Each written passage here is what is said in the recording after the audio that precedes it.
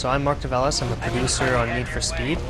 I was in charge of creating the HDE this year for Need for Speed Undercover. And one of the challenges this year was creating an action title that was very accessible with the physics. We wanted to create a whole bunch of crazy cool maneuvers that, with essentially a flick of the button or a flick of the stick, can place into the hands of the user, a very enjoyable, easy experience.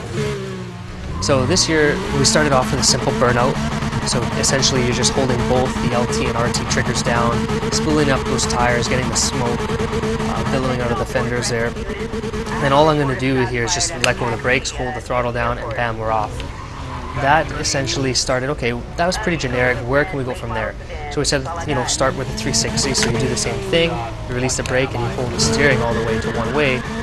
That puts the car into a beautiful 360. The camera stays stationary. First time ever where you're able to see the full 360 of the car. You see all the realistic suspension movement as we're going over the curb as well. It looks really beautiful and cool. Physics is all doing it naturally. Nothing's being faked, phonied.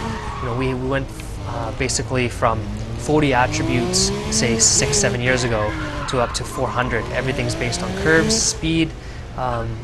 We can tune essentially every parameter of the car. So then we got the brakes down, we went to the 360.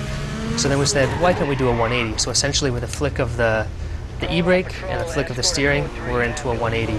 Let's leave the camera stationary there, and all we have to do now, the camera's perfect for reverse driving. Camera rotates around, and now we're reverse driving. So it's very touchy, as in real life. You have to be really sensitive for the stick.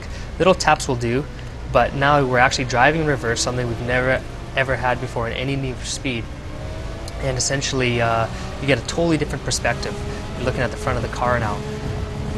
So now that we have reverse driving, we said, okay, very cool, can we do J-turns with a flick of a switch? So all we do is flick, boom, we're the other way. So let's see that combined. So let's go into a J-turn, goes into reverse, flick of a switch, boom, we're back going the other way with the J-turn there. So then we said, okay, all that's separating now to do 360s is just doing that faster. So let's gather some speed here. So there's a perfect one there. So nice and sharp and crisp. Let's do one more to show it shows that that one wasn't a fluke. Nice and simple. There we go, nice and reactive. Just showing you how flicks of the switch and flicks of the controls allow you just to dance around, finesse the car. I'm going to show you now how that's possible. If you pretty much spin the car around in this light, first time again ever where you're able to see the side of the car completely, you'll notice the fenders here, how much suspension movement there is in the car. That's all happening naturally. That's all, we have progressive springs, we have digressive shocks, we have roll bars, we have everything based on speed. So we are able to go and diagnose problems in the car all the way through the development of our titles, and essentially hand tune each and every single car perfectly. And each one of the cars feels different. That's the other thing, all-wheel drives feel different than fronts to rears as well.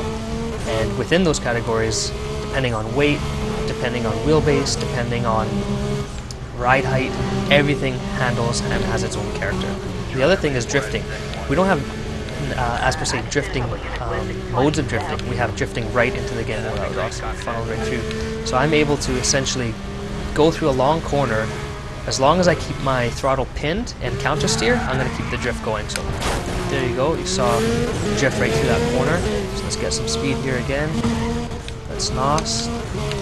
Counter steer, and you see as soon as I counter steer, boom, the car comes right out of it. When you don't counter steer, you go in, boom, you're going to spin out the car. Physics thinks, okay, he's holding the e-brake long enough, he wants to do a maneuver, or he's, you broke that traction point where you've gone past 100% of the tire and you're going around. So some other inputs that we put in that are very cool this year to give the player more control is the double tap feature. It's whenever you're coming up to a roadblock or you want to change directions quickly, you'll notice all I'm going to do here is double tap the brakes here. I'm in 4th gear, double tap, and I go instantly into reverse. This car is stopped, and I'm spooled already up to 50-60 miles per hour.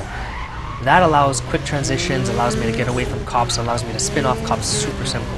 The other thing that we put in is we catered really to NOS.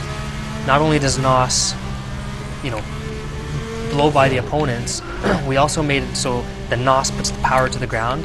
As I'm going into the drift, I can hit the e-brake, NOS at the same time. You just saw I just did a nitro drift there. The style points popped up.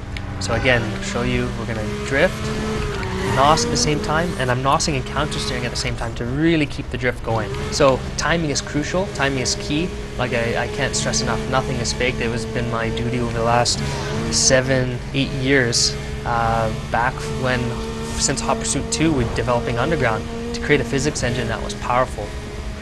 All that work is a culmination of what we made in Need for Speed Undercover.